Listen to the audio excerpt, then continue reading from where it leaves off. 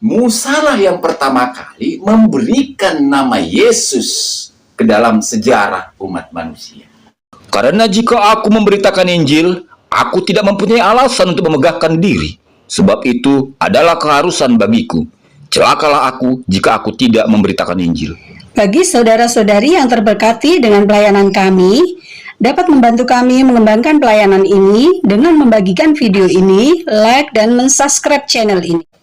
Shalom, salam sejahtera untuk kita sekalian. Hari ini tema kita adalah siapakah Yesus? Dan subtema, Yesus itu nama pemberian Musa.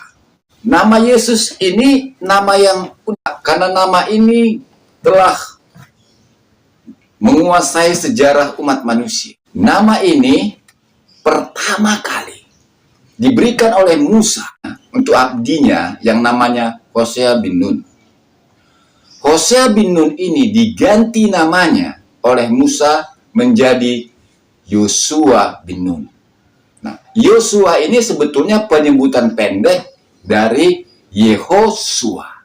Mari kita baca Bilangan 13 ayat 16. Dan Musa menamai Hosea bin Nun itu Yosua. Dalam King James Version, bahasa Inggris ya, and Moses called Hosea the son of Nun, Jehoshua. Bahasa aslinya, bahasa Ibrani, ya. Wayikra Moshe le Hosea bin Nun, Yehoshua. Nah, kenapa saya katakan tadi Yesus itu nama pemberian Musa? Ketika Alkitab bahasa Ibrani diterjemahkan menjadi Alkitab Septuaginta yang berbahasa Yunani Koine, ya, kata Yehosua tadi, ya, itu diterjemahkan Yesus. Bahasa Yunani Koinenya dari Bilangan 13 ayat 16 Septuaginta. Kai eponomasen Moses ton Hosea huionon Yesus. Jadi Yosua itulah Yesus. Musa lah yang pertama kali memberikan nama Yesus ke dalam sejarah umat manusia. Semenjak dimulainya penulisan kitab suci, yaitu pada zaman Musa,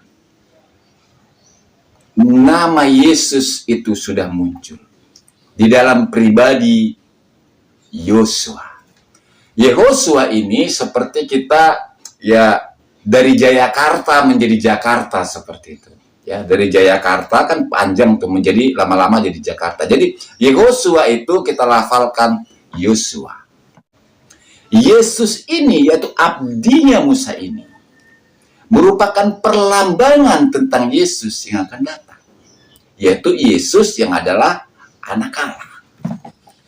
Yesus dalam perjanjian lama itu memimpin bangsa Israel di padang belantara, di padang gurun, mengalahkan musuh-musuh bangsa Israel untuk merebut tanah Kanaan.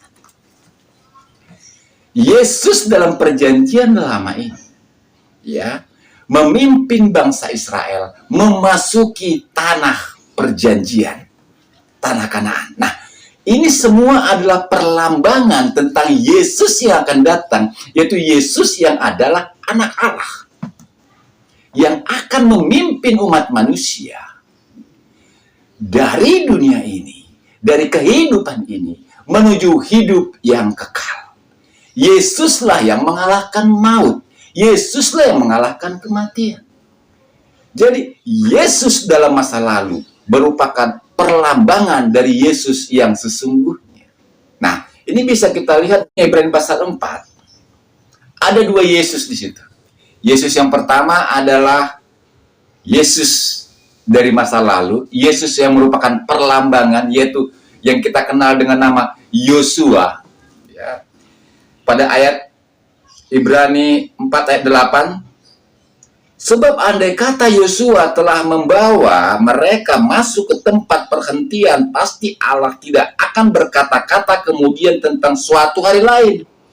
Jadi di sini jelas bahwa Yosua atau Yesus dalam masa lalu hanyalah merupakan perlambangan kepada tujuan Allah yang kekal. Nah, di situ kata Yosua, ya, saya akan bacakan bahasa aslinya Ibrani 4 ayat 8 ini. Egar autus Yesus. Nah, di sini jelas ya. Yesus kate pausen. Jadi di situ Yosua dalam terjemahan bahasa Indonesia tertulis dalam bahasa aslinya adalah Yesus. Nah, itu Yesus yang pertama yang merupakan perlambangan. Pada ayat 14 kita lanjutkan, karena kita sekarang mempunyai imam besar agung yang telah melintasi semua langit, yaitu Yesus, anak Allah. Baiklah kita teguh berpegang pada pengakuan iman kita. Jadi Yesus ton huion tu teu. Jadi ada dua Yesus di situ. Pertama Yesus dari masa lalu, Yesus yang merupakan perlambangan, Yesus yang adalah nubuat akan datangnya Yesus yang sesungguhnya, yaitu Yesus yang adalah anak Allah. Jadi kehadiran Yesus, karya Yesus itu sudah dinubuatkan jauh-jauh hari. Itulah sebabnya menolak Yesus berarti menolak Allah yang mengatur sejarah manusia. Bagi saudara-saudari yang ingin mendukung pelayanan kami dengan doa dan dana untuk pengembangan peralatan pelayanan kami, dapat mengirimkannya ke rekening yang tertera di sini.